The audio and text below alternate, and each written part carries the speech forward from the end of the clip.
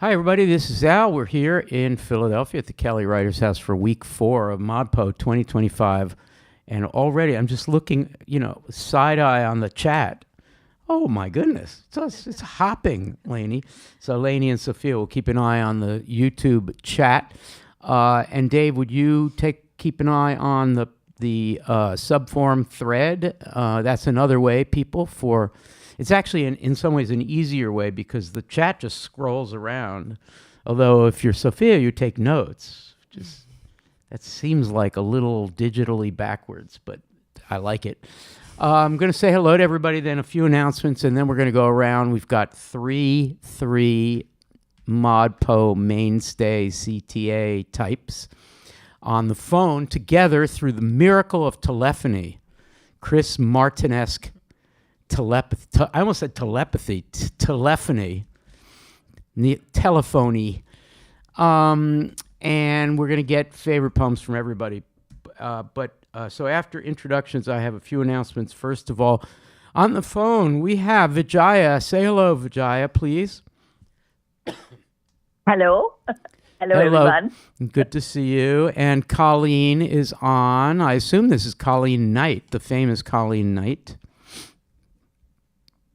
It's me. Hi, everybody. Hi. Are you in Toronto? Yep, just outside of. Yeah, fantastic. And Anthony Watkins is calling from the Southeast. Hello, Anthony. Hello from the beautiful canopied city of Tallahassee. Tallahassee, Florida. Oh, man. Okay, and we have Allie is here. Allie Castleman. Hello, Allie, one of the originals.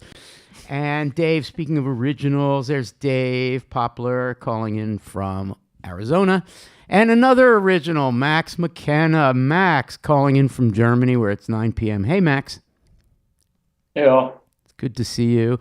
I just want to say that Max is not, flipping the bird at ModPo. He's just got a new job, which keeps him occupied. And so he's only able to join us when the hours are right. But we're really happy to see you. And Kate Colby. Hello, Kate. Hi, everyone. Kate, every week it seems like you find yourself in a smaller and smaller and more confined space in that house in Providence. Is this an illusion, or are you Alice in I'm Wonderland? in a corner of the attic. It is closing in, you're right. I know, it's like a little scary. But you're okay. Your head is hitting the roof, the ceiling, as far as I can tell. That better? Is that your impression, Lainey? No, it's a great, I'm all right. Space. I've spent many a night in that attic. You've spent many a night I have. by yourself? Yeah, whenever I go to Providence, which was a lot when my kid who was in school there. Oh, you used to visit and stop stay off at Kate's house. At Shea or Colby. if we're just, being poets. That's right. being And right poets. after this meeting, I'm going to see Rosemary. Oh, will you Rosemary Waldrop. Give her our love. Tell her we all said hello. Yeah, I will. fantastic. Yeah, okay. Well, the next thing you know, you'll invite me up there and I will dance naked against the shades. And who shall say I won't be the genius of that providential household? My family would love that. Thank you. The kids would sneak up and open the door a crack, and they're beyond that now, but The dog would join you. the dog, oh God. Okay, this is a little racy, I think. And Erica Kaufman. Hello, Erica. Hi. And hello. And you always have things at an angle so we can see that fabulous painting and all the books that you've read completely and utterly, being a sage, the sage of the Hudson Valley. And Gabby Ojeda Segay. Gabby! Hello. It's Gabby nice is to be here. here. Yay. Welcome back. Gabby is also facing a Max-like situation of having like 15,000 things to do, but loves ModPo, loves the ModPovians, as they sometimes call them, and is, I think, pretty happy to be here, at least from his smile. Yes, I am. And I love Gertrude Stein, so it's a good Lainey week to go. Brown is here. Hello. Hi, Lainey. And Sophia DuRose. Hello, Sophia. Okay, what we're going to do before some announcements is we're going to give away 2 books by Lainey Brown. And I think 2 of the 3 people on the phone are going to win these books. So, Zach Camera, Magda Camera, Daily Self-Portrait, Valentine, Lainey Brown. It's a beautiful chapbook. And the other is Apprentice to a Breathing Hand. That's a book I really like, Lainey. Thanks, Al. It's really nice. Okay, we have 3 people on the phone. Only 2 are going to win them. Okay, here's how it's going to work. Sophia, watch me improvise this. Okay, on the count of 3, I want the 3 of you each to say out loud a number between 1 and 3. I'm thinking of a number between 1 and 3. If you say the correct number, you win one of the books. If it's a tie, we do it again until we break the tie. Then we do it again until someone else is eliminated. All right, are you ready? And this is not counting for any telephony delays, so things could be pretty screwed up. All right, listen carefully, Chris Martin. On the count, I'm thinking of a number between 1 and 3. The 3 of you call out a number. Here we go. On your mark, get set, go. 3. 2. Anthony said 3. Who said 2? Colleen? Yeah. Vijaya, Me did too. you I say a also number? said 2. Yes, I said 2 too. Yeah. Okay. Anthony, you're out. 2 was the number. Now we have 2 winners. So all you have to do... Is that good? Was that good? Sophia, did I do well? It's great. It's like crazy Yeah. fucking gamification. Uh-oh. The chat people are going to be mad. I dropped the F-bomb early. Okay, so Vijaya and Colleen, you talk to Chris about which book you want, okay? And then we will send it to you. Okay, here we go. A few announcements. First of all, we're going to be going to New York, the ModPo team. And on Thursday, October 9th in the evening at 6:30 p.m., we will be having a live in-person webcast. Well, I don't know what in-person means, but anyway, that we're going to be doing it in a space as physical bodies in New York, in Manhattan. And if you want to participate, look for the message I'm sending to all the ModPo people this afternoon or this evening. And if you're one of the first 30 to reply to Sophia DeRose, we'll send out Sophia's email address. If you're one of the first 30, then you will be there. We'll see you. And I don't know what plans we have for later Thursday, but maybe we'll go out and get some drinks, or maybe we'll just stay around and party and whatever. October 9th, and I'm looking forward to that. Okay, I wanted to say that Clarissa Stein, who is in Australia, I'm holding up Clarissa's book, sent me the book called From Beginnings, Poems, and there's a blurb by Al Filreis on the back of it. And I'm just going to celebrate Clarissa's book. There are a lot of ModPo people publishing books. Forgive me if I'm not celebrating absolutely everyone, but I want to read parts of 2 poems. Okay. By the way, also in the acknowledgments, Clarissa thanks ModPo. I'm appreciative of the possibility of just dipping into ModPo in the years after she took the course, and indebted to many conversations and poetry readings in person and over YouTube and Zoom.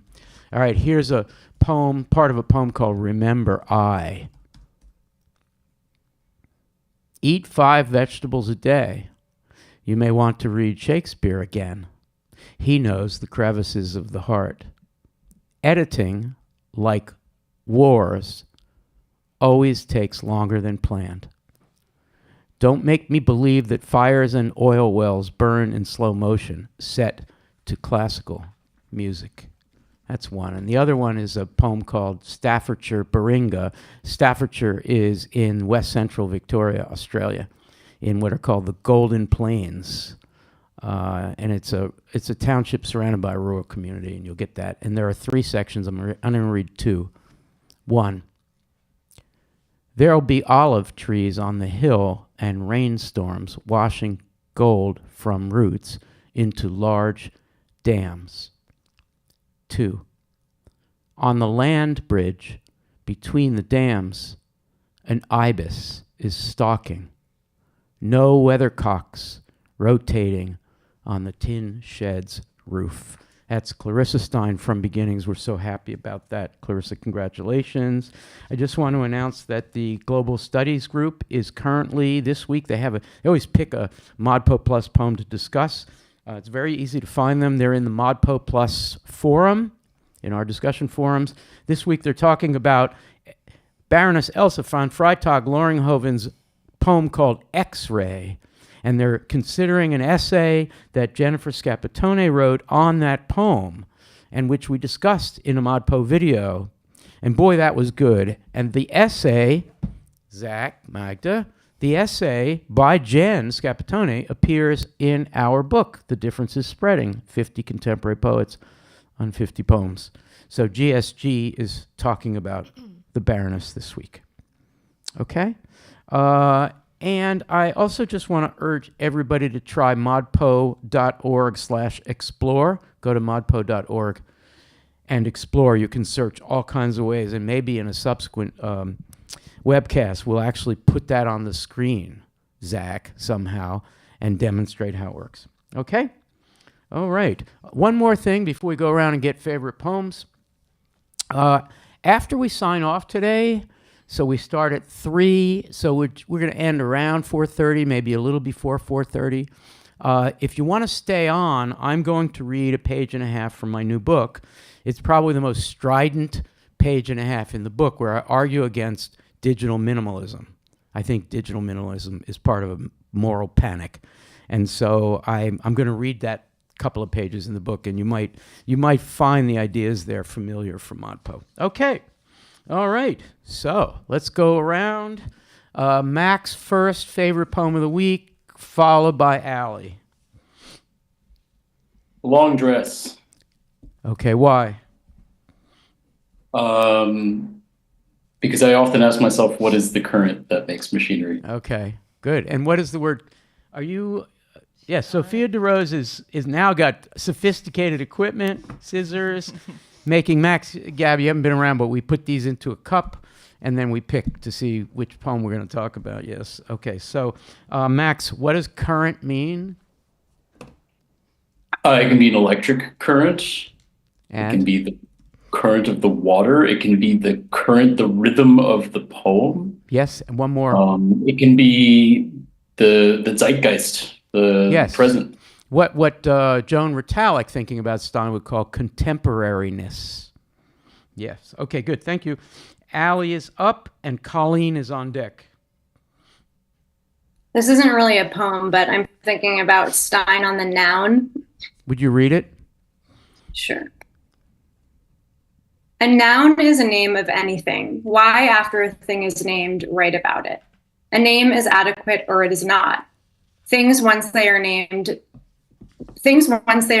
does not go on doing anything to them. And so why write in nouns? Nouns are the name of anything, and just naming names is all right when you want to call a roll, but it is good for anything else.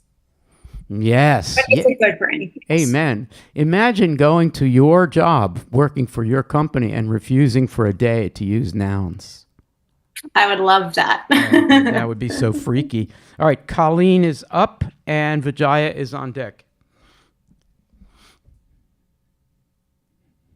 Okay, using nouns, a carafe that is a blind glass. Okay, good. Why'd you pick that?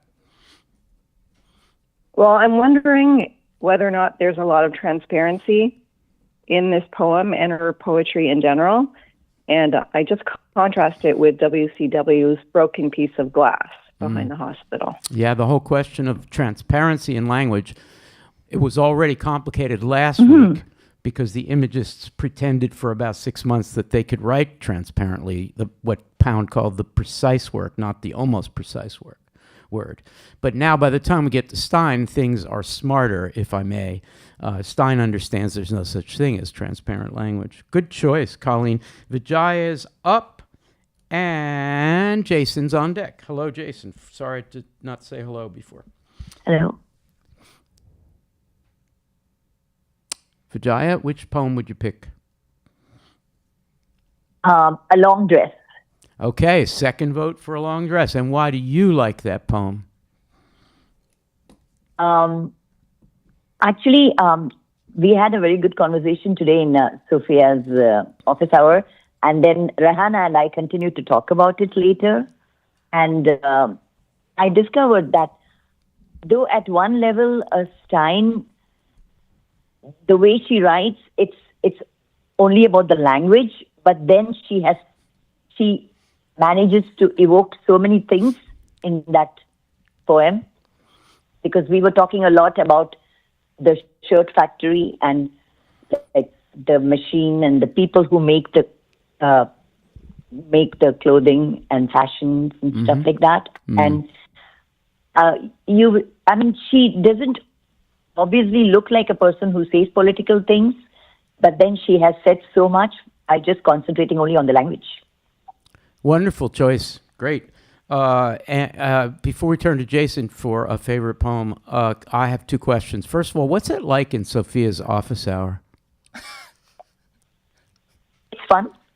Fun? It's great fun. Yes. Sophia, what do you do to make it fun? We just talk. You just talk. Yeah. I honestly, I don't plan them. I just see who comes and we chat. Wait, a ModPo session that's unplanned? No, I don't imagine a plan them. webcast unplanned. I know. I mean, can you imagine what that would become?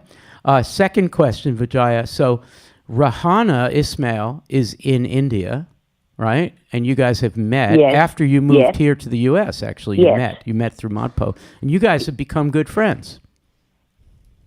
Yes. And in fact, some days when I have insomnia, I just call her up, and her daughter's in school, and if she's free, we talk about poems.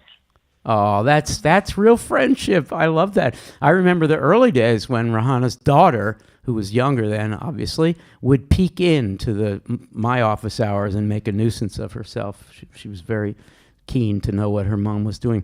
Okay, great. Yeah, now she's 15 years old. Yeah. Amazing. Okay, we're going to turn to Jason, and Max will be on deck. Jason, favorite poem?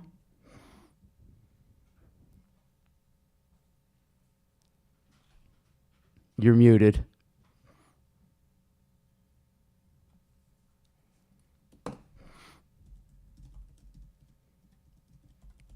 There you go. How about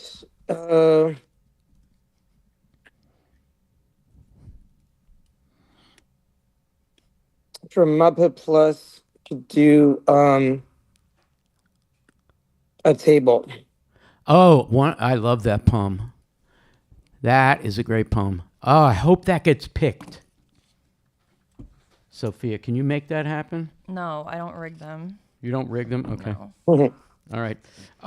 Cool. Well, I forgot who was next. I think Max. No, did Max? Yeah, I already Max. went. Max You is did next. say me. I was on deck, but I already went in the beginning. I'm confused. Max went first. I could go I next went first. because guess what poem I picked? You're going to pick a table. Yeah, I had already picked out a table. Second vote for table. Okay. All right. So Lainey is up. Did I in fact call on Max already? I think Yes, so. you went right? first. He went first. So I forgot who was on deck, but let's say Kate is up and Dave is on deck.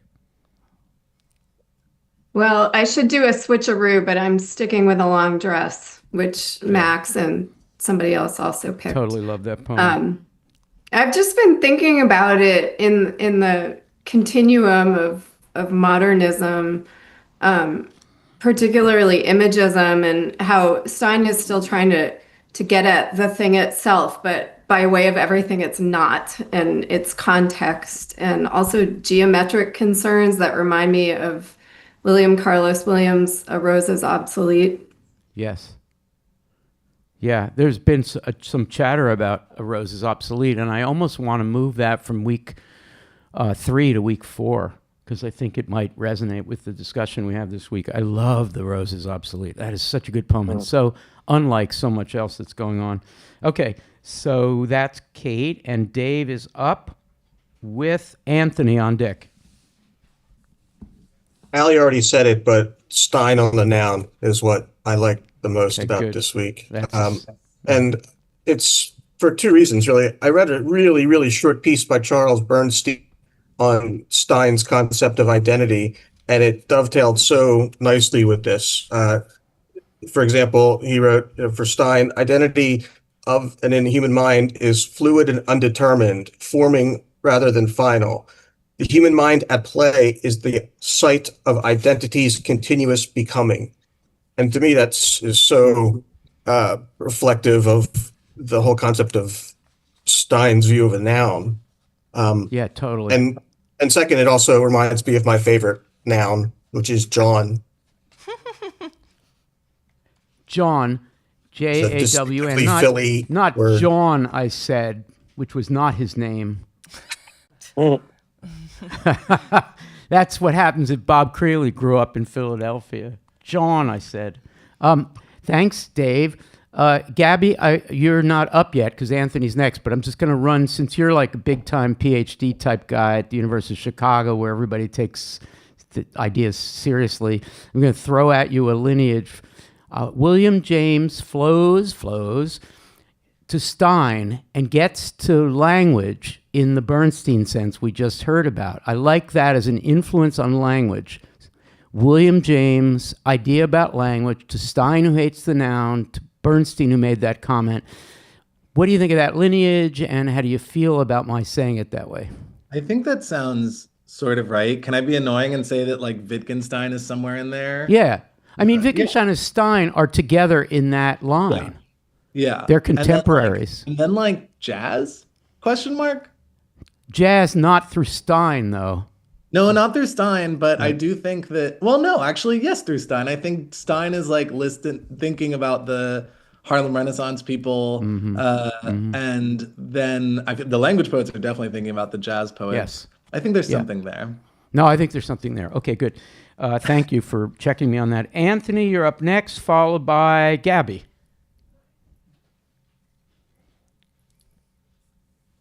Anthony? Can you hear me? Yes. You have a favorite poem? Yes. A piece of coffee. Oh, my goodness. Obviously, I have a connection with coffee. But You do, because you're up all night.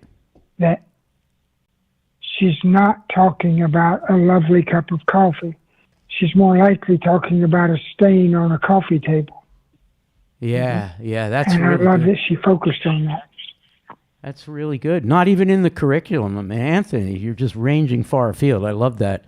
Okay, cool. If that gets chosen, we'll have to do some scrambling to find it. Okay, I think Sophia's next, followed by Erica. Sophia followed by Gabby next, followed by Sophia.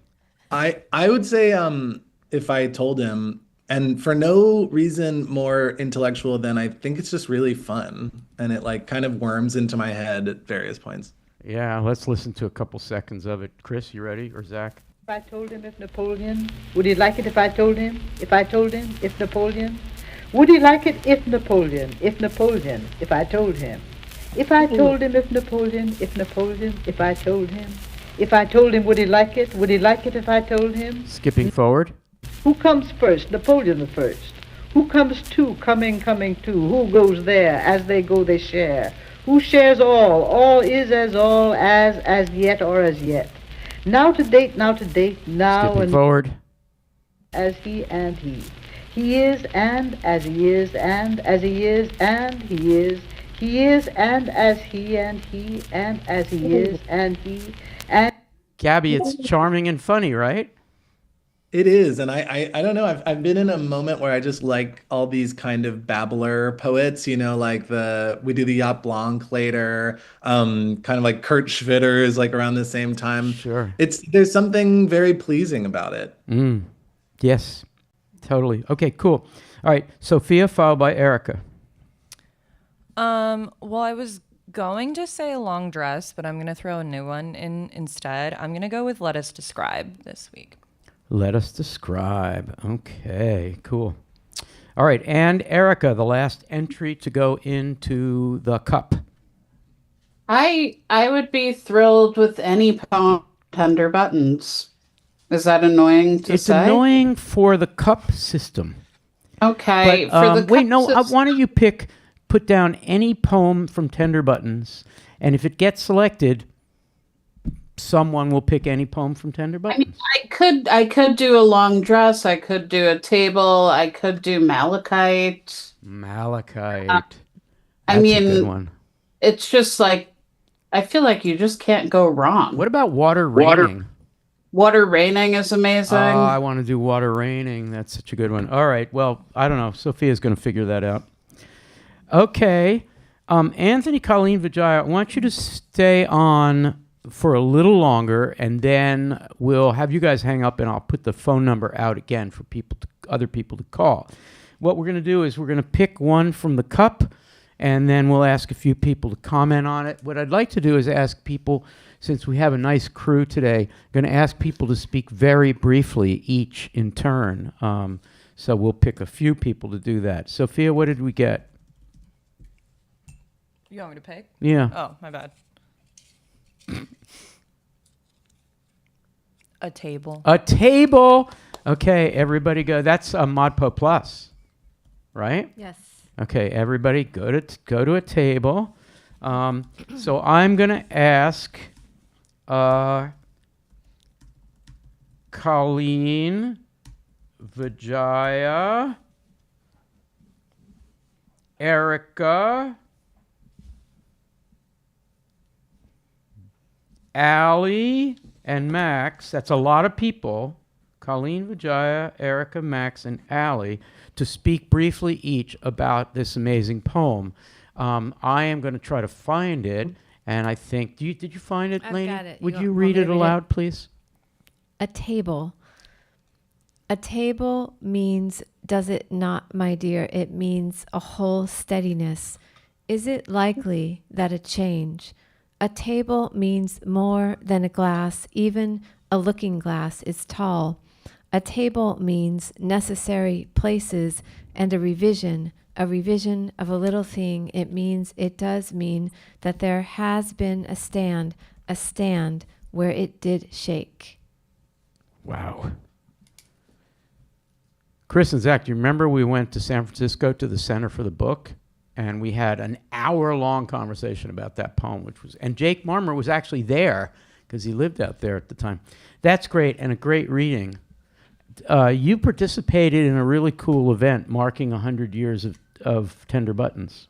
I actually curated that event. You curated it. With Julia Block. And that event is available variously in our syllabus, but it's also, the whole thing's available at Penn Sound and Jacket 2, so forth. So, all right. So, Erica, do you want to say something really quick? And then we'll go to Vijaya, something really quick about a table. Sure. Can I just read a quote from the famous transatlantic interview that Stein talking about Tender Buttons? Please. So Stein says, I used to take objects on a table like a tumbler or any kind of object and try to get the picture of it clear and separate in my mind and create a word relationship between the word and the thing seen. And I'm thinking about that past because it applies directly to, I mean, there's a table in the quote, but it also, I think, is helpful in that it gives you a sense of what Stein is up to in Tender Buttons, and how her approach to portraiture is becoming more and more complex. It also connects back to what we were saying about William James and how she diverges from James in automatic writing. And part of what happens is that she's thinking so carefully about how words mean. And I think she ultimately believes that words are always going to mean. So the interesting thing happens when you put them next to other words that are surprising. That's really well said. Marvelous. Okay. Vijaya is next. Vijaya, I'm going to mess with you a little bit I'm sure you're going to say whatever you're going to say, but I'm just throw out a question that you optionally can respond to. The first line suggests either that I am thinking of a table as a steadiness, or it could mean normally, conventionally, but not in the way Gertrude Stein thinks, a table is normally conventionally thought of as a steadiness, but I don't think of language and objects in that way. You can either respond to that statement that I just made or say whatever you want to say, Vijaya. I'll reply to what you said because you know how kids will sit at a table and sometimes play on it like a drum. So I totally know that. In fact, table. when my kids were younger, there was no such thing as a steady table. The thing was always rocking and things were falling off of it and it was jiggling and yeah, go ahead. Yeah, but some kids also will drum on a table, will just like play something kind of. Right. So it can be used as like for sound effects. So a table can be many things, and that's what she does with language too. Stein does that. Yeah, that's great. Exactly. Yes is the answer. Okay. So, I took philosophy of language in college a long time ago, and I remember every example that my professor gave had to do with the table. The cup is on the table.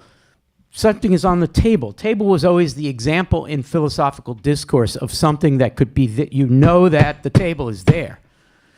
And Gertrude Stein is saying, I don't know if you know that the table's there. Okay, cool. Thank you, Vijaya. I don't know who was on deck, but let's just say Max is on deck. Briefly about a table, you like it? Yeah, I love how the language enacts or performs the fundamental tension that she's observing here with the table as being a thing that purports to be steady, but we all know most tables are actually wobbly, or most of us, we see a table, we think it's this sort of thing, but it actually has a little bit of give. It's something that needs to be stabilized. The legs aren't quite right.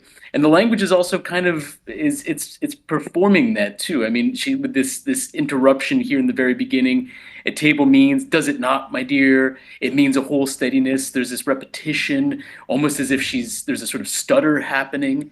And in trying to describe the table in that way, she winds up doing the same thing with the language, right? By pointing out how language itself has this double quality of on one hand purporting to be stable and steady, but in fact being, having a shake, right? As she says at the end, a stand where it did shake. Yeah. Shaky, but steady at the same time.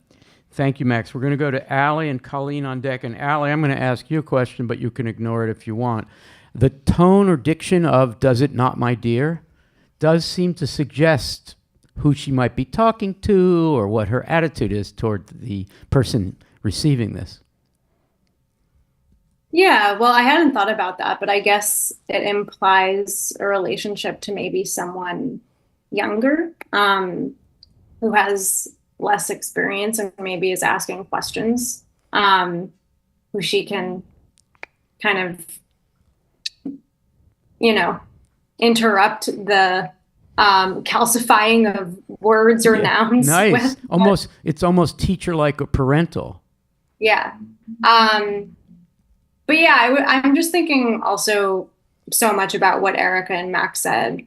And I love that revision is repeated here.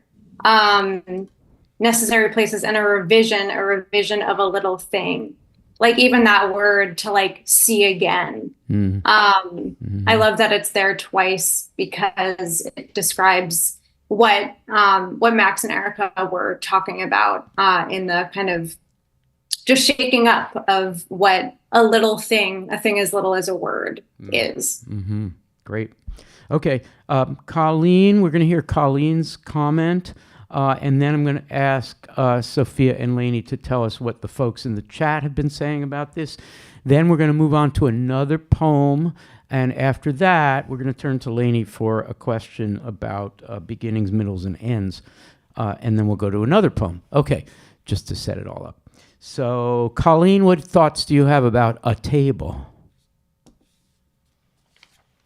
I'm looking at a table means necessary places and a revision of a little thing. I'm looking at table more as a word needs a necessary place, like a very specific place, and she'll revise it until it needs to be specifically where it needs to be. It's necessary that it needs to be in a certain position. Yeah, very nice. And I think the word stand supports your interpretation, Colleen. That's a big... Yeah, right? Do you want to riff on that? Stand?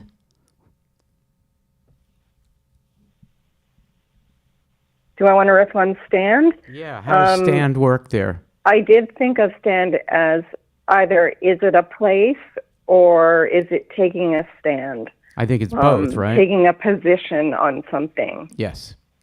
Yeah, I mean, I think that Gertrude Stein is being, she's undermining convention, but she's also quite programmatic and almost ideological in her ideas about language. It's time to take a stand against standing in one place. It's time to take a stand against the connotation of a table that it stands, that it is a stand. Nothing is a stand, and that's my stand. And when you do choose to take a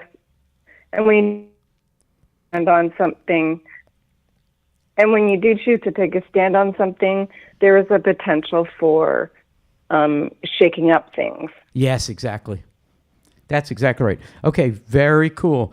All right, so let's find out what's happening in the chat. Then we'll pick another poem, and we'll get Anthony involved in, among others, in that, and then the three of you will hang up and we'll open the line up to others. Okay, what do we have, So Lainey? people are talking about the different meanings of the word table, which I think is great. So, to table something as a verb, and also what's on the table, meaning are we considering it? Seems like a super funny meta way to look at it. Laura Lippman writes, a table means more. Jane, I'm still stuck on the fact that it can be a noun and a verb, but glass, because they're also talking about the material of the table, can be only noun, even if tall, reflective. And then Miranda Jubb writes, a glass table is always asking for someone to crash through it. And that seems very apt considering what Stein is doing with the language. That's really brilliant. Thank you, guys. Sophia, what do you see? Well, and Holly York said tables can be turned. Oh, right. Which I like. Hi, Holly York. Table, and also table refers to a chart or a figuring, right? Yeah, there was mention of like a stats table, which I don't know what that means, but something. You don't know because that's not your business. Any personal stuff? Are people, happy? Are they sad? What are they saying? I don't think anyone's sad, no. Okay. All right. They're talking about the poems. Just They're chatting away, yeah. Talking about dinner a little bit. Dinner? Cocktails. Cheeseburgers. Wait. Dinner I guess in Europe, later. it's dinner time in Europe, but not here. It's only 3:30 here. All right, people, do what you have to do. All right. Sophia DeRose, pick another poem, and this time we're going to get, in some order or other, Kate, Dave, Jason, Gabby, and Anthony involved, and it's going to have to be brief, each of you, because that's a lot of people. A long dress.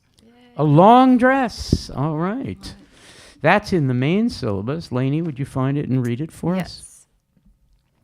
Let's. One of our favorites. Here we go. A long dress. What is the current that makes machinery, that makes it crackle? What is the current that presents a long line and necessary waste? What is this current? What is the wind? What is it? Where is the serene length? It is there, and a dark place is not a dark place. Only a white and red are black. Only a yellow and green are blue. A pink is scarlet. A bow is every color. A line distinguishes it. A line just distinguishes it. My goodness. I'm going to go, and I'm going to give you a second, Gabby, to think, because I'm just calling on you suddenly here. Gabby, followed by Anthony. Lainey, while Gabby's thinking about what he wants to say, this reminds me of your writing, and I want to think it's like something that you might have written under the sign of Rosemary or something like that. It just feels like this is so you. I'm very influenced by this piece. Yeah. As are a lot of us. Yes. But it really sounds like you. Can you say a little more about that? What is it that you take from this kind of writing? Well, there's something about, obviously the meta, the dress being made and the poem being made, and there's questions about visibility and how one presents oneself, the body, but the body of the poem. So that's serious, and it brings up a lot of questions about what it means to be seen as a woman.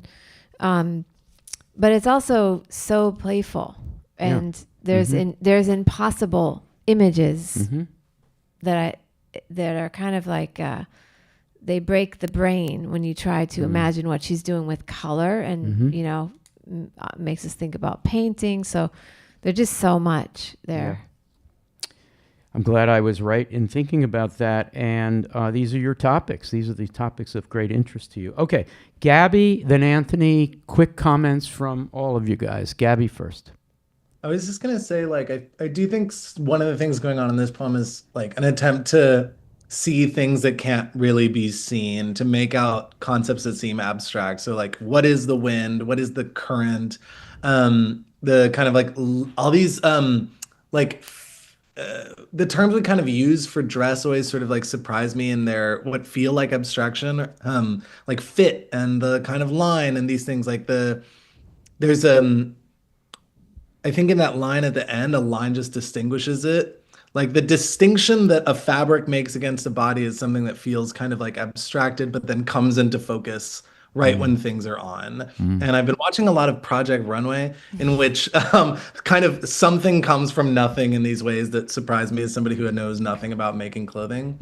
And so I just think that there's like an interest that she has in trying to figure out how to narrate some of these aspects of the clothing that aren't obviously available to us. Yeah, and I think I just like, I like the term that Lainey used of like visibility, trying to make visible. Perfect. Yeah, great. Okay, thank you. Anthony is up and Dave will be on deck. All right, I'll try to make it quick, and I'll actually try to pick something that makes sense for ModPo.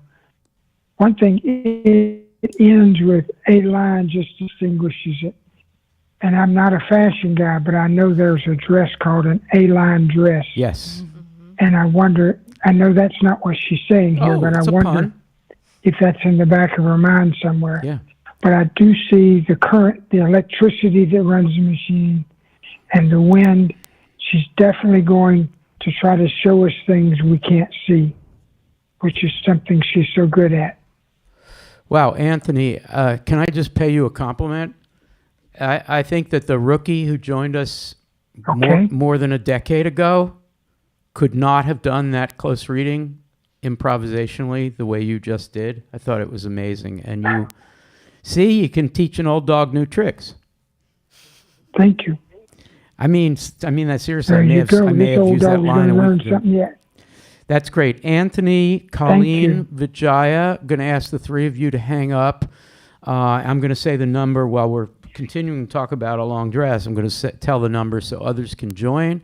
Chris can decide if he's bringing on 1, 2, or 3 people. I'll let Chris do that. The number is 267. Can we get that on the screen, Zach?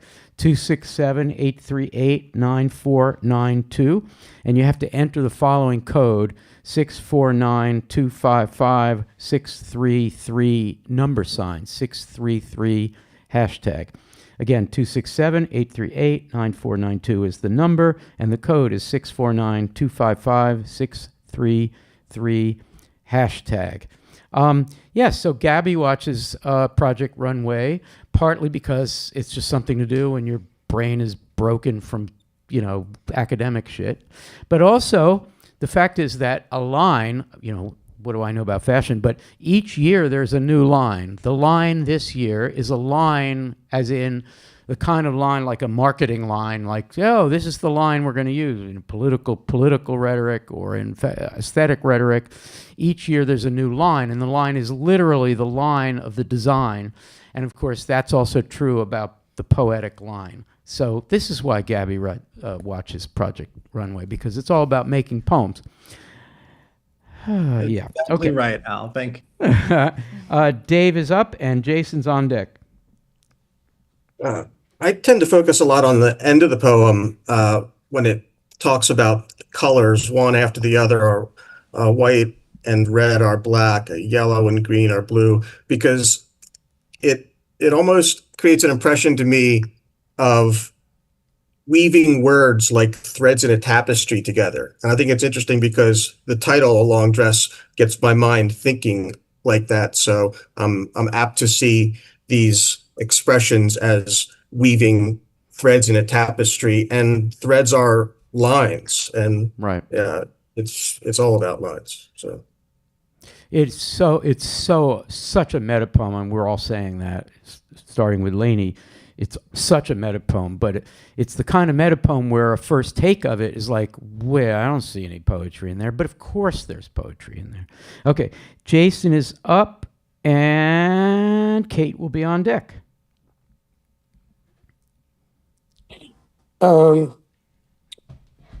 Yeah, I love what everyone has said, and the way it goes from presenting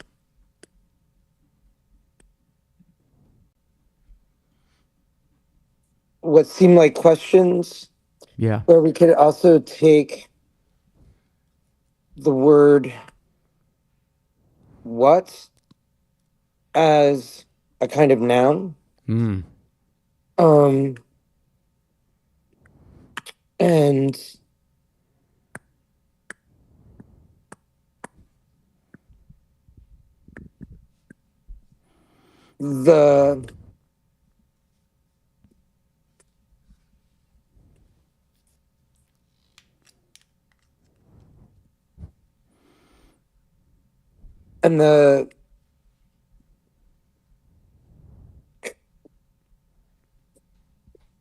the colors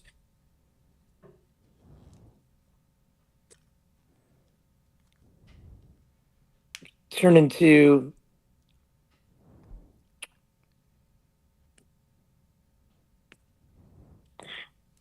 the bow is every color. So we are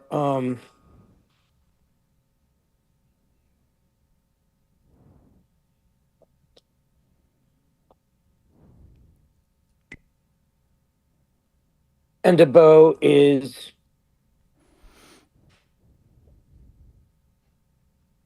a kind of a line bunched in upon itself. That's exactly right. Oh, I hadn't thought about bow that way. Yeah, and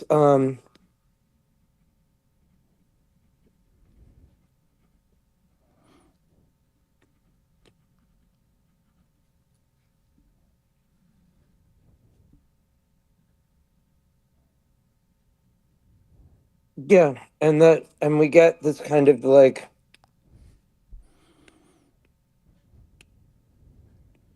take on the pronoun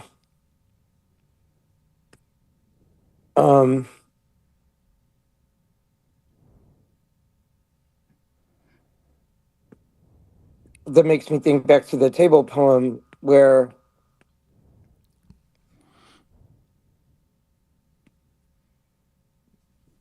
the stabilization of things is being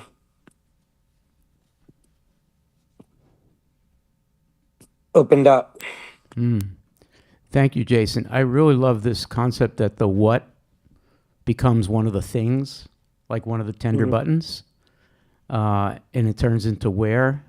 That's really, really fantastic. Okay, thank you. We're going to go now to Kate, and then Lainey is going to ask us a question about Stein's idea of narrative.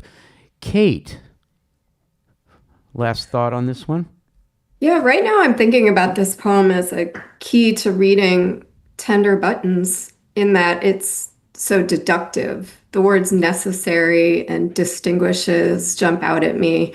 She's really trying to figure out what the essence of an object is. What is the wind? What is it? And I like what Jason said about its relationship to table and the instability of any referent when you really get down to it.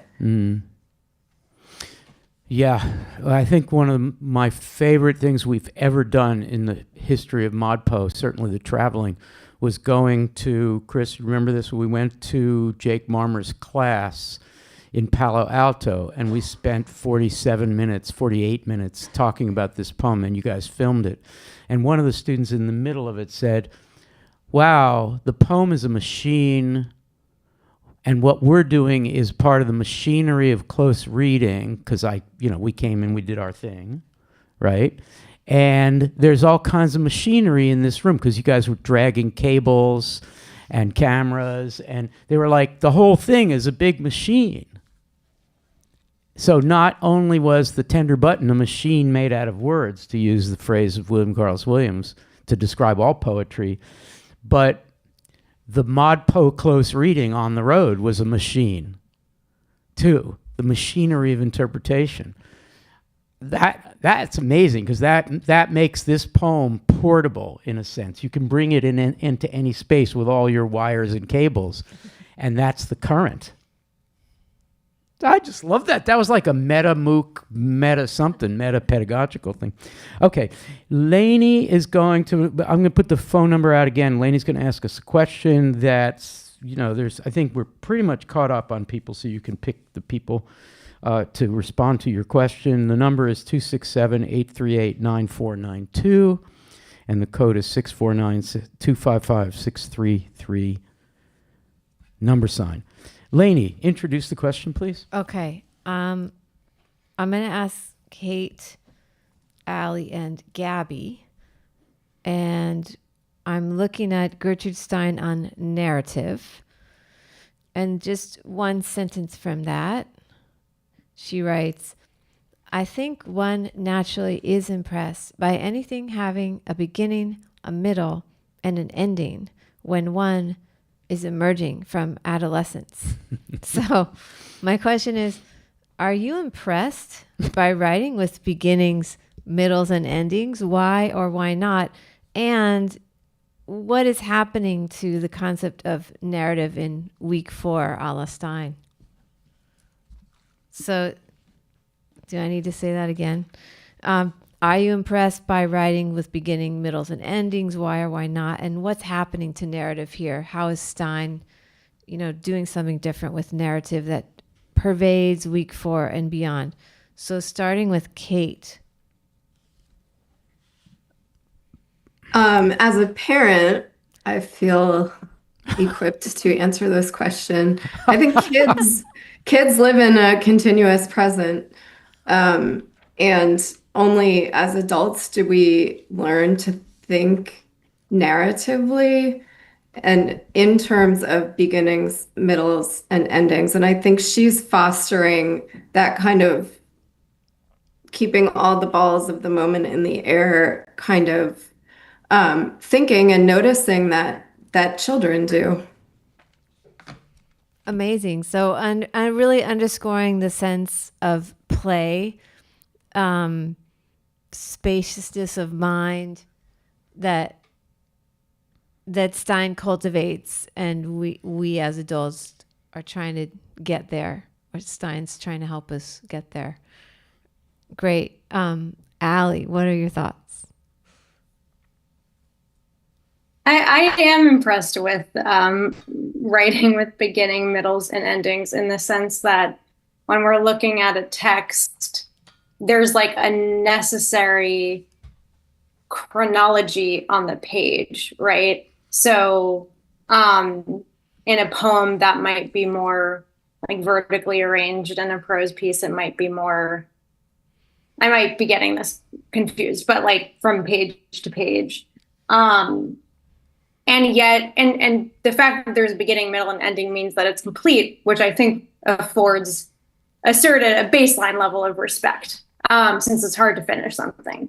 But with that said, like, I think Stein is also getting to the fact that like words on a page also are all existing simultaneously. And the only thing that actually like limits our relationship to like the thing that insists on narrative is our brains only being able to take in a certain amount at a time. It's all there at the same time. And I think that she's very conscious of that in what she's doing.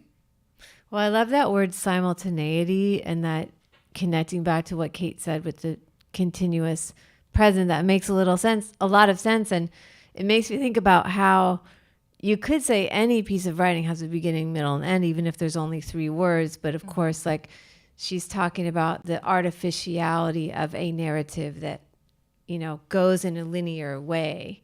But if all the words are happening simultaneously, that's a whole nother way of conceptualizing what's going on. So that's really interesting. Thank you, Allie. And Gabby.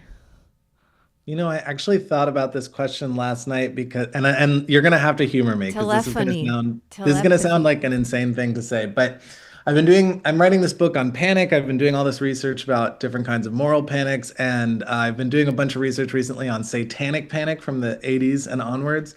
And sounds good. Satanic panic. I love that. Last night I was reading this really crazy book that kind of started the satanic panic called Michelle Remembers. Don't read it. It's terrible. But it's allegedly this person's account of their childhood abuse at the hands of Satanists.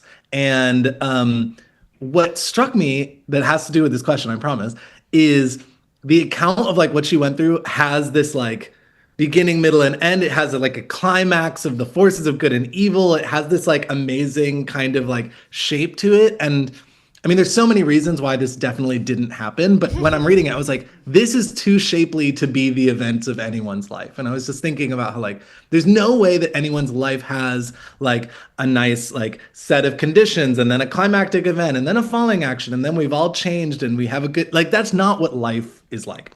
And I think, here's the Stein of it all. I think Stein, across a lot of her work, was really interested in the way we tell life stories, right? Like across Autobiography of Alice B. Toklas, across 3 Lives, and across the poetry portraits. I think she's really interested in the way we kind of make up a life or tell a life story. And I think as to what like Allie was saying, for Stein, she's really interested in overlap, repetition, simultaneity. That's her kind of, I think, mode. But there's so many things that Stein breaks open for us that later we'll get to again with like Heginian's My Life and the different kinds of ways into the messy narratives of like a life that do not have nice beginning, middles, and ends with arcs that feel like a nice movie or story. That is my answer. I love that. There's this artificiality in its tale to just so. Wait, I want to say what you said. This is too shapely to be the events of anyone's life. Like it's kind of trying too hard and therefore fails. And this is attempting to do something completely different. And so there is narrative, but it's not narrative in this conventional, expected way that wants to force this fake, shapely, satanic panic told satanic show. Panic. Thank you, Gabby. That was great. I think she's being super strident here, and I like it. When she uses the word succeeding in relation to American writing and American values, it's not an escaping, of course it's an escaping, but an existing with the necessary feeling of one thing succeeding another, that the entire American notion of succession, of succeeding, success, right? There's no success like success. She thinks that's bullshit. It's an adolescent notion that classic American we'll outgrow if we ever grow up. Exactly. And that what you need to do is succeed from one successful thing to the next, and that builds an American narrative. And not that I'm disagreeing with anybody. I just think it's like she's really making quite a criticism of American culture here. All right, what we're going to do is we're going to pick a poem from The Cup. We're going to do a little more with that poem. Before we do that, can we look in the chat? And Dave, can you see if in the thread somebody has presented an interesting question or comment? Let's go to Dave first. What's in there, Dave? Yeah, I mean, since we talked about a table, first I want to read Robin Carlos's comment. She wrote first, play has been key for me with Stein. Keep thinking about the Joan Retallack line in Erica Kaufman's essay. There's an intense need for play when one is in a particularly untenable situation like adulthood.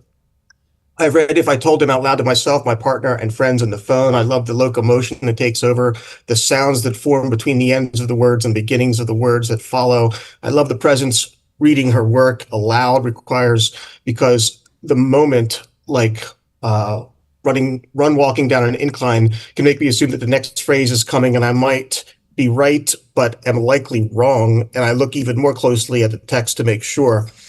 In Dave's office hours last night, we looked at Stein's A Table. Some of us were counting in the chat, looking at how many times means shows up, it shows up, etc. To keep playing, to burrow into Stein's thoughts on nouns, I arranged the following, and she gives a list of 3 different revisions of A Table. So I encourage everybody to read those. They're really, really cool. And tell us again, who is posting that? Robin Carlos. Great. And Robin joined your office hour. It sounds like it was very fun and productive. Yeah, they're great. I love them. Also, there's a number of comments. What was another one? Reading Stein, please expand on this thought. And this is by Cecilia Flynn. Please expand on this thought. Emotive words add the possibility of color. Or how, she asks, do emotive words signify in Stein's work? Emotive words and sounds. So those are just 2 comments. Yes, I saw that comment. I think I may even have replied. I'm not sure. But yes, I think the word she was using is emotive. So emotive, when the writing, such as in A Long Dress, is so focused on color, the question is what kind of subjectivity, what kind of emotive response, affect is coming through the mere use of color, because so much other convention is drained away. So you're left with color and you're looking for some kind of humanity there.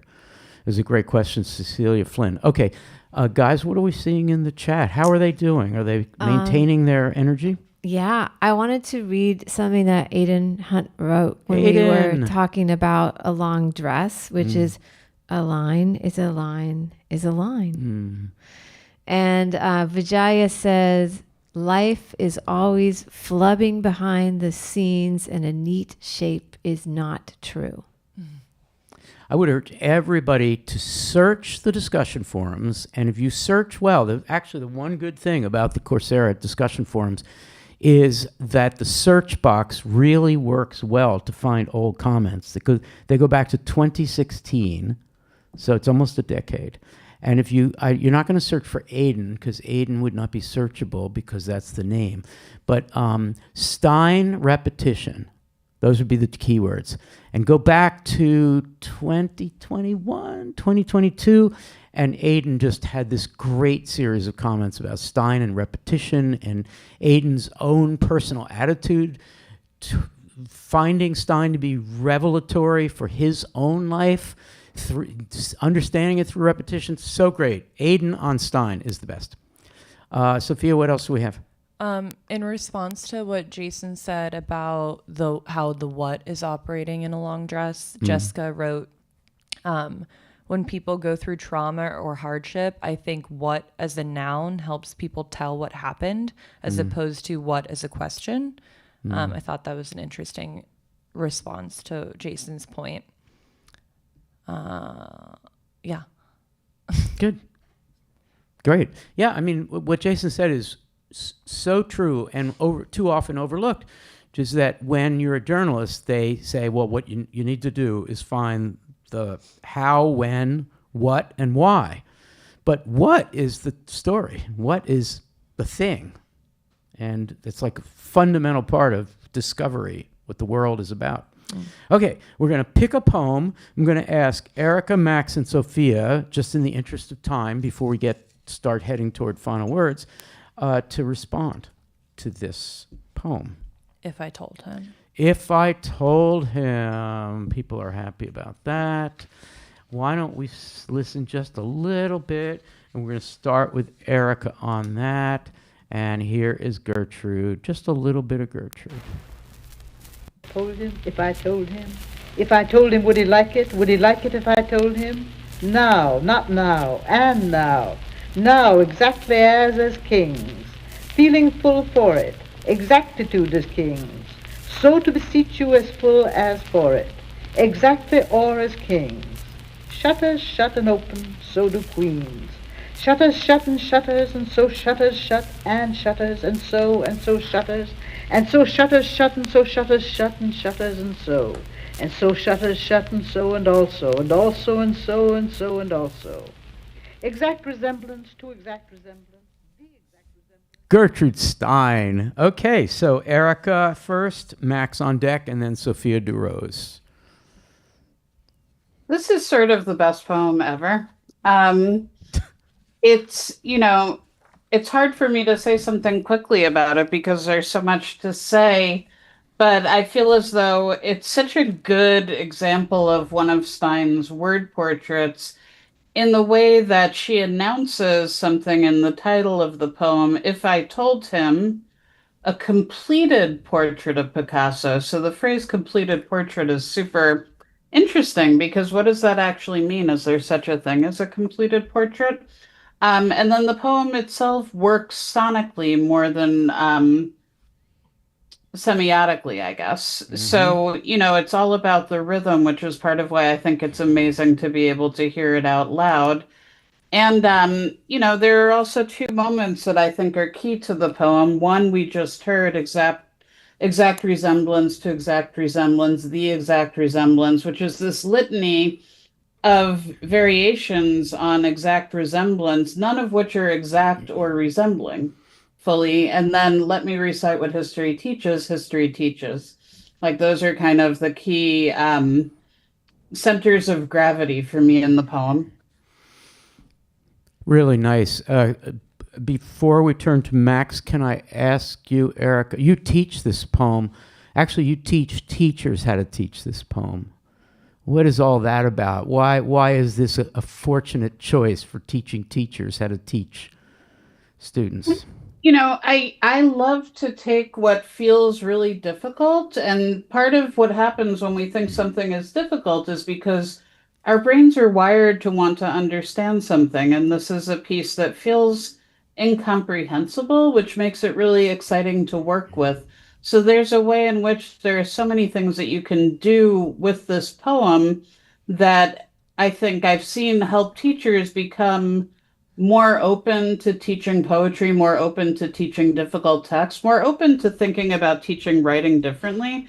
So something I do a lot with both teachers and students is I have them rearrange the language that's in this poem so that it's quote unquote grammatically correct, and then see what the piece is actually saying. And then that opens up a whole question about how we teach grammar, what we think about when we teach writing, how meaning happens.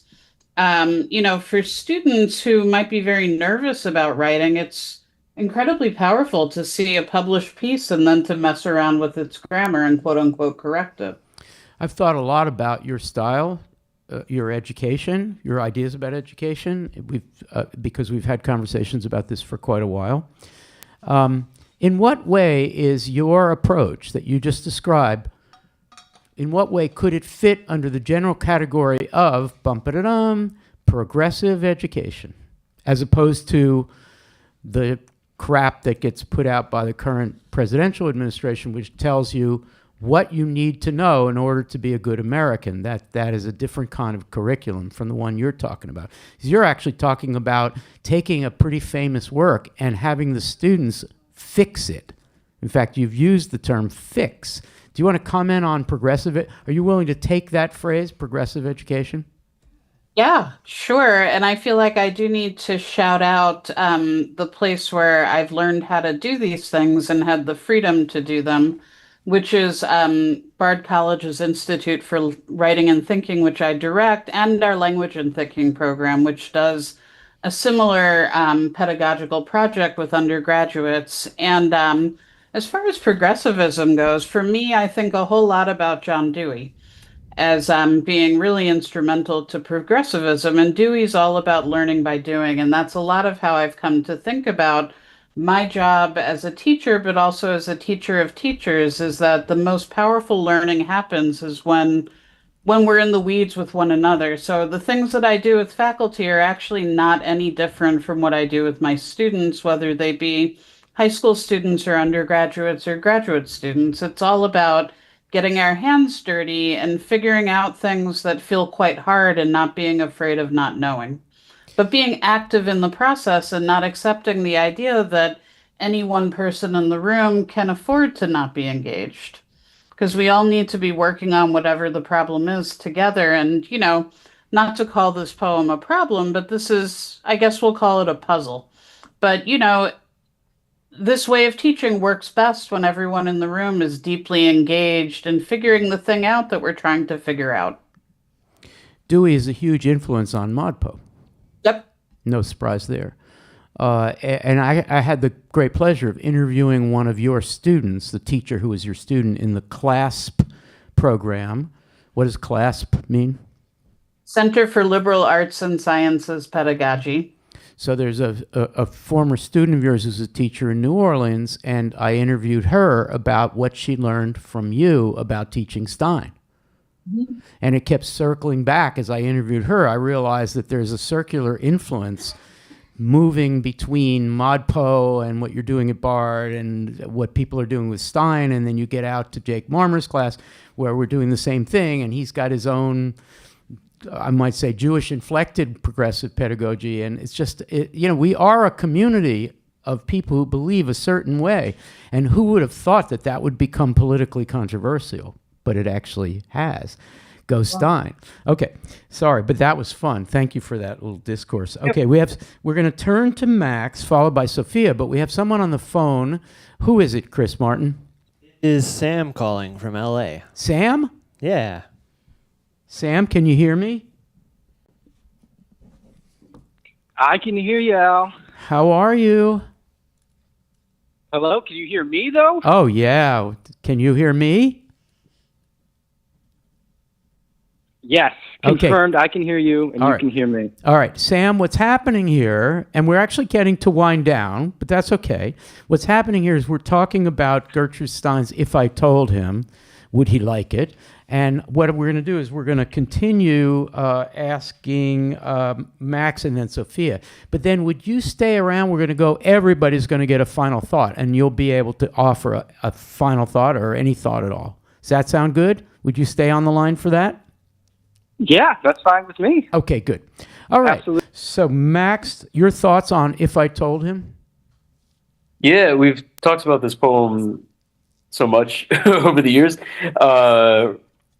And I feel like I've always been very intrigued by the sort of the rhythm of it, the musical quality of it. But hearing it again just now, thinking about it some more, tonight, there's obviously something playful about it, right? I think that's an adjective we would all ascribe to it. But there's also something that's very sly and very cheeky and kind of transgressive in these very first lines. Would he like it if I told him? And I don't think I've ever answered for myself what it is that she would tell him. Take a guess, Max. What would Gertrude say to Pablo? You suck. I don't know. Something. Not that she would believe that, but I think that there's this sort of like transgressive quality to it of kind of like, I'm going to tell you something that I'm not supposed to say. And I don't know if you would like it if I were to say that, right? I think that there's this, we've maybe approached it as it being this kind of like, this sort of flattery, right? Like, would he like it if I told him, how great he was or something? But there seems to be something like, oh, he told me there's a thing I'm not supposed to tell him. Yeah. Right. I think I know what she would tell him. I don't know if he's going to like it if I say it to him. Definitely not going to like it. They were both very competitive. They both each thought the other was, for sure. Each thought the originator of the thought was a genius. And you put those two geniuses in the room. I think what she would say to him is, you think that cubism, pictorial cubism, is the only way to break apart conventional thinking. But I can do one of your paintings in words. Ha. Totally. And this is it. Yeah. Would he like it if I told him? Absolutely. Yeah. All right. Thank you, Max. And now, Sophia, your thought on this poem, and then we're going to do final words. I guess I never considered what the hidden telling would be either, because I always just assumed the rest of the poem was like the telling.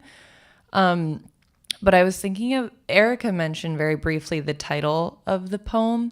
And I feel like I thought about this title when Lainey asked the question about what Stein is doing in regards to how we're considering narrative in week 4, because it struck me today that the poem is titled, If I Told Him, a Completed Portrait of Picasso.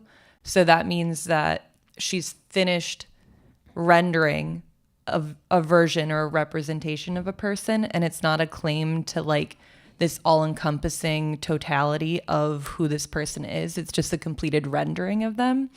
And I feel like that was kind of informing how I was thinking about a beginning, middle, and end this week, because she's not claiming to have completely like taken a person and put them all together in this portrait. It's just, she's done for now. I did what I needed to do with you, and I'm done. And it doesn't, and you can continue doing whatever you need to do, but like, I'm done for now. It doesn't need to end more clearly than that. Nice. Thank you. Okay. Including Sam, who's on the phone, we're going to have final thoughts. It can be just, come see me in my office hours. It can be a little bit of what's going to happen in week 5. It can be something personal. Maybe you need to say something personal. We haven't seen Gabby in a while, and Max. Maybe you guys just want to say something personal. Okay. All right. We're going to start with Dave, and Jason will be on deck. I just wanted to plug 2 things. In the syllabus this week, near the end, there's a video of a modern dance troupe performing to If I Told Him, and I encourage everybody to watch that. It's really short, but it's really interesting just to see them perform in physical movements what's going on in this poem. It really helped click conceptually what was going on in Stein's work for me. And then second, I would just want to plug everybody's office hours. I think everybody should try to attend, at least one, if not more, of as many people's office hours as they can, because just in my experience, they've always been fun and really enlightening. Yeah, we always get lots of positive reviews on both the webcasts and the office hours, which, how many MOOCs have that? Okay, Jason, final thought, followed by Max. Yeah, I think this is, has been a point in the course where people can get discouraged. But I hope, it is a point in the course where the kind of stakes of the project and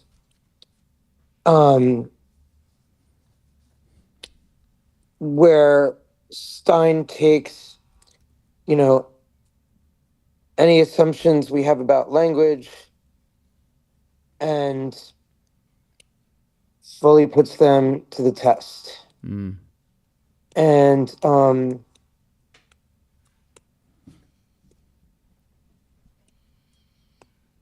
yeah, and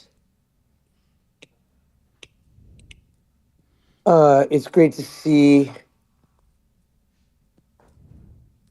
Gabby and Max, and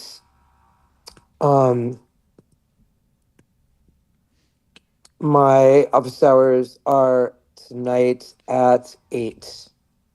Great. You have a following, Jason, so it'll be fun times. 8 p.m. Philadelphia time. We're going to go to Max, followed by Sam, who's on the line. Sam, you're up next after Max for a final thought. Max, good to see you. Great to see you too, Jason, and all of you, of course. I'm glad that I got to join for Stein Week, because I think that grappling with Stein every once in a while is like good for you. It's like calisthenics or something. Like everybody should do it once, at least once a year. And especially in the context of the course, I think, like, right, as Jason just said, this is a place where people, I mean, this has been a controversial week in the past, in certain sessions, because it's a place where people start to wonder if this is all, just a bunch of hooey or what. Hooey. I'm so glad you used that word, hooey. I didn't want to curse. But actually coming around and actually working through Stein and kind of trying to get on the Steinian level and opening your mind to it, and just living in the repetition and the uncertainty of it, it just really prepares you for everything that's going to come. Not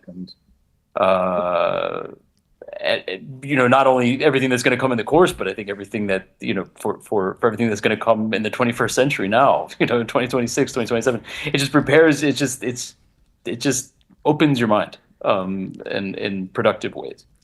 Max, what's the weather there in Berlin? Pretty good? Crisp and just like canonically autumnal. Fantastic. Sunny and dry and slight chill in the air, but super pleasant. I want you, it's going to be, 10:30 or something when we're done. So I want you to get a flask, fill a flask with Courvoisier, and go out into the streets of Berlin and look for the Baroness. I think she's right downstairs. That's not going to be a problem. She's out in the street. I mean, she's not, I don't think she's German. I don't think it was Berlin, but I imagine her, before she came over to be New York Dada, that she was Berlin Dada. That's just my thought. But I could definitely see that. Her spirit lives on here. Absolutely, yeah, that's my impression. Yeah. Okay, Sam is on the phone, and before Sam does a final thought, I just want to remind everybody that after final thoughts, I'm going to be reading a page and a half from my book about digital minimalism and the moral panic against social media. Just to tease you a little bit about this book. Okay, Sam, can you hear me? You have a thought for us?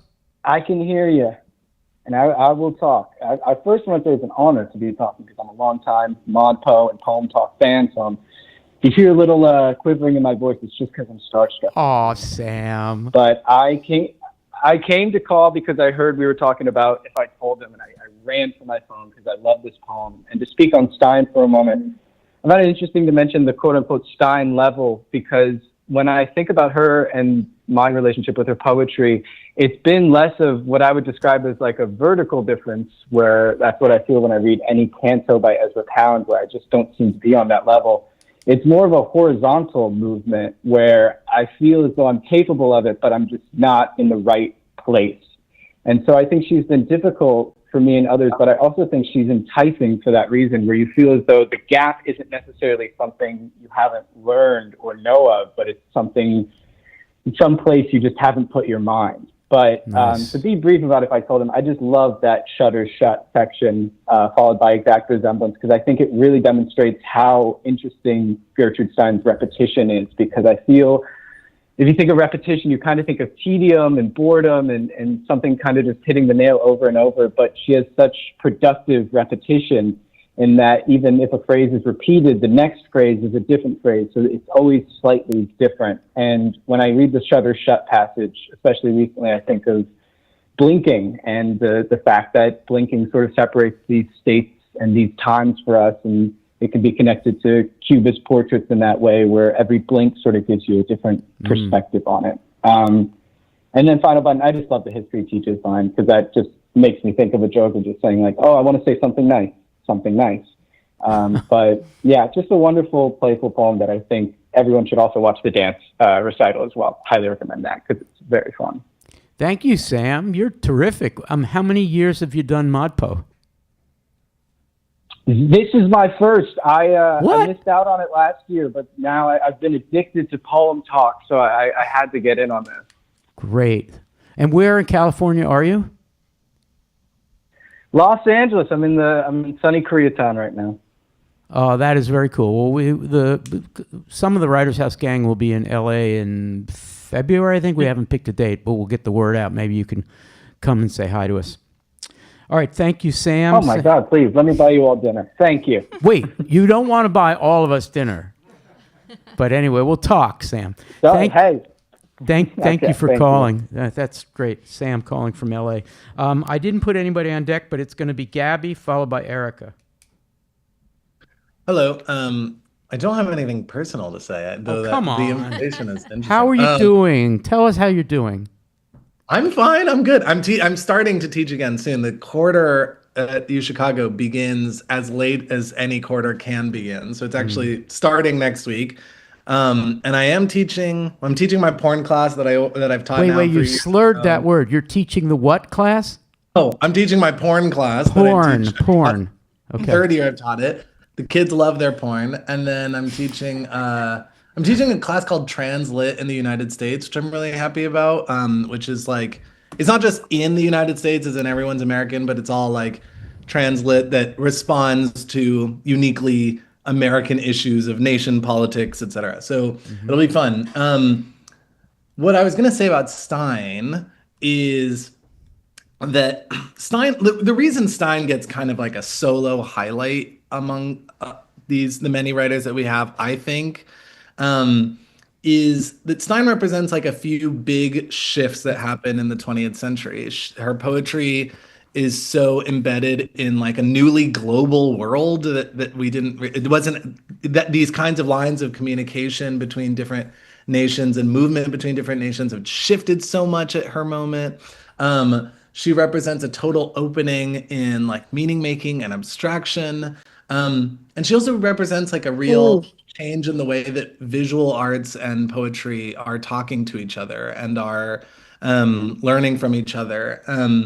And so she feels like this real hinge, for me at least, in kind of entering the 20th century of poetry. And she's so relevant to so many different schools, but I think like where I feel her influence the most when we get to the 21st century is all the different conceptualists. I think they're learning so much from her. And so I think she can be difficult for a first-time learner, but I always tell people I think it's easier than it seems or easier than they tell you it is. And I think If I Told Him is a great example of that because its pleasures can be, and I don't mean this pejoratively, infantile to the degree of just like you just listen and blab along and it kind of its meaning is its feeling in a way. So I don't think we have to think too hard about it or think that it's this kind of big challenge. I liked what Sam said about a kind of like horizontal difficulty rather than a vertical one. So I'll be here hopefully next week. Yeah. Inshallah. But I'm glad to be here and see everybody. It's nice that we're not saying goodbye to you for very long. We'll see you next week. Fantastic. Okay. Thank you, Gabby. Okay, so Erica's up with Kate on deck. Final thought, Erica? Yeah, I'll echo the sentiment that it's so nice to see Max and Gabby. And this is my favorite week. I am teaching a class this semester that folks have been hearing about in my office hours that's called Serious Play. And it's a class about writing with and through Gertrude Stein. And you know, I feel like I have all of you to thank because participating in ModPo is part of what gave me the gumption to actually propose such a thing. And it's been going extremely well. We just finished Tender Buttons yesterday. So I guess I'm ballyhooing everybody in this community because it certainly has impacted how I'm approaching the teaching of the course and actually what I'm teaching. So thank you all. And starting this week in my office hours, we're going to do a lot of Stein. So we'll do Stein for a couple of weeks. So, you know, I would just welcome anybody, including those who are finding Stein to be totally alienating and unmanageable. I promise we'll have fun. Thank you, Erica. That's Friday. What time? 9 a.m. Friday. Yeah, 9 a.m. Eastern time. That's great. And you use ballyhoo as a verb, an infinitive. I love it, ballyhooing. Gabby has probably fallen out of practice of using the word ballyhoo, but I hope that in your round of interviews, you will make sure that each interview you say something like, I want to ballyhoo this point. Anytime I see you, Al, the word just appears in the mind's eye. Yeah, it's just I'm a rather 19th century ballyhooing. I'm a rather 19th century figure. I think that my main inspiration in ModPo is P.T. Barnum. That's the guy who said the word ballyhoo in my cultural memory. Okay, thank you, Erica. Kate is up and Sophia's on deck. Final thought. Well, we should mention that Erica also used the word gumption. Gumption, Speaking ballyhoo. of P.T. Barnum. Yeah, we should. And hooey from Max. And hooey The from diction is Max. flying. A bunch of hooey. We are so archaic. I love it. We're so old-fashioned. We know the words. It's hilarious. I just wanted to nod at lineage and continuity by mentioning that it was the language poets in week, I think, 7 who taught me how to read Stein. Week 8. Particularly Lynn Haginian has a couple of wonderful short essays in her book, Language of Inquiry, from around 2000. And Rachel Blau du Plessis, who I don't know if she identifies as a language poet, but she's kind of in that cohort. And I don't know if she's in the syllabus, but a little bit, she is really great on Stein. So anyone And who Bob really Perlman is wants to also go good on deep Stein. or unlock the hooey, I highly recommend them. Liberate the hooey. That's great. Thank you, Kate. And please, what? What's your problem? It's just a really funny statement. Yeah, okay, liberate the hooey. Sounds a little disgusting, but because but anyway, Kate, may you escape from this little garret and breathe some freer air downstairs because, geez, the angle of that ceiling behind you, it looks like it's going to fall in on you. Rusty and I traded offices, so he's on the first floor and I'm on the third at the moment. Good. All right, cool. All It's right, quite nice. thank you, Kate. Sophia is up and Lainey's on deck. Final thoughts. I really don't have much to say. I'm also happy that Gabby and Max joined us this week for this webcast, and I hope to those who celebrated, they had a happy new year. I just want to hear Al read his book. That's what I'm looking forward to. Yeah. Okay, cool. Yeah. Lainey Brown. I also just want to hear Al read his book. And because Stein teaches us no repetition is the same, I'm also so happy to see Max and Gabby and to hear the words gumption and ballyhoo and hooey. And I also think, echoing Dave, that everybody should watch the video that sets Portrait of Picasso to dance, because it really helps you feel the rhythm of it in your body. It really changes the piece. Thank you all. Yeah, I am going to read from the end of chapter 2 of this new book. And by the way, if you need to go, this is after hours, so it's a kind of response to what I consider to be the moral panic that drives what's called digital minimalism. Another way to talk about digital minimalism is you should unplug. You should only have a few hours on your phone. The fact is that this book is about a MOOC where if we unplug, nobody would be talking to each other at all. The conversation we had today would be impossible. So, this is the last section of this chapter. And it concludes with some summarizing of points that I had made in the chapter, but I don't think they'll be obscure. All right, and the section is called Against Digital Minimalism. Cal Newport has written a book called Digital Minimalism, Choosing a Focused Life in a Noisy World, 2019. Newport's title alone might already indicate that I take an opposing view. More about that opposition is ahead in later chapters. In the second part of this book, which is called The Sound of the End of the Lecture, I turn to the choices people make in favor of that noisy world as a means of encouraging humane attentiveness, caring, close listening, and active learning. There are many books of Newport's sort advocating various practices of digital decluttering. He is hardly alone in claiming that our digital lives inherently lead to, quote, ceding more and more of their autonomy. He and others calling for a full or partial unplugging, replacing smartphones with dumb phones. There's actually a whole book on how you should get a dumb phone. Replacing smartphones with dumb phones, for instance, are not wrong about some aspects of information overload, nor are they misguided, of course, about the pernicious effects of social media. But by advocating disconnection as healthful, let's not exclude the notion that something like the platform technologies enabling ModPo is indeed to be reckoned as part of a social media landscape. The participants we have encountered in the first two chapters, ModPo people, are right to think of ModPo as a social medium. And they are correct in assessing what happens to a poem there as something akin to virality, referring to the discussion forums. They don't mind rescuing the concept of a medium for online sociality from its ubiquitous derogatory connotations.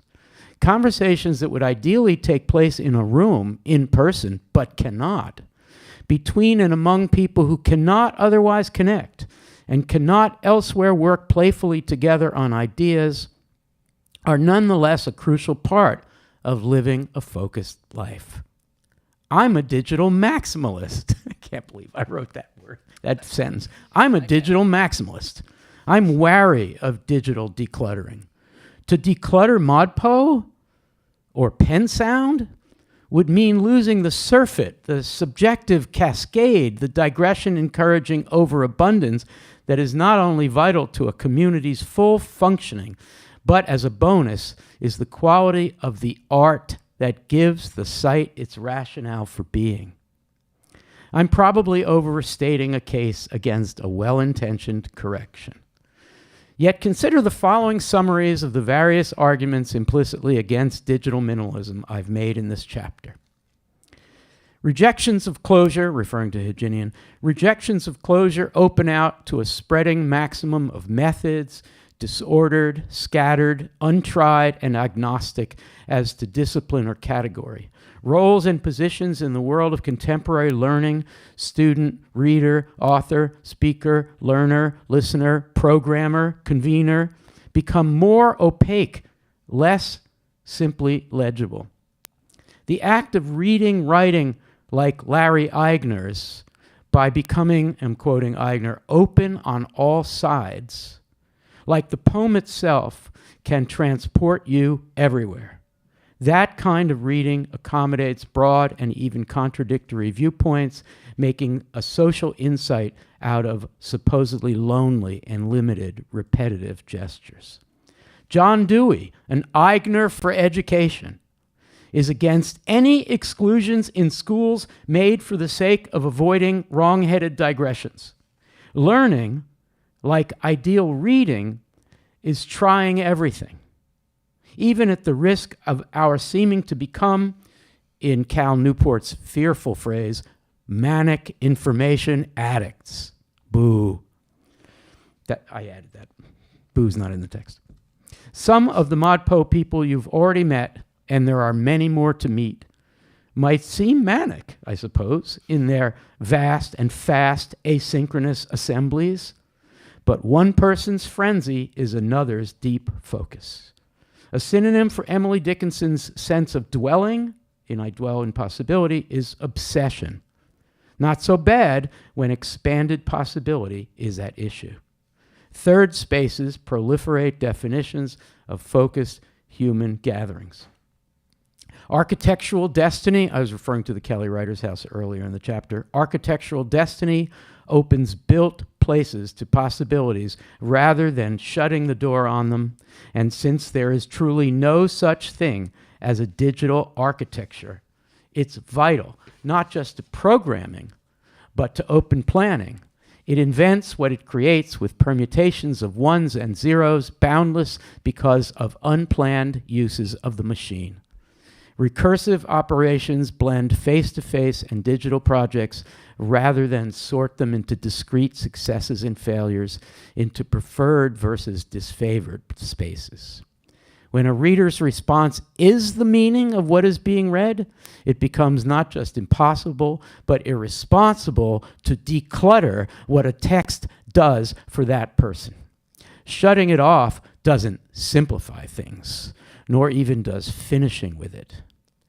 So far, I've been asking you to imagine dozens, hundreds, thousands of readers, some careful and persistent, others just passing through, doing all this at once and over time. Readers who are meant to meet, quoting Erica Hunt, readers who are meant to meet what and whom and with whom they read. These people make every variation of connection legitimate and real. That's my passage.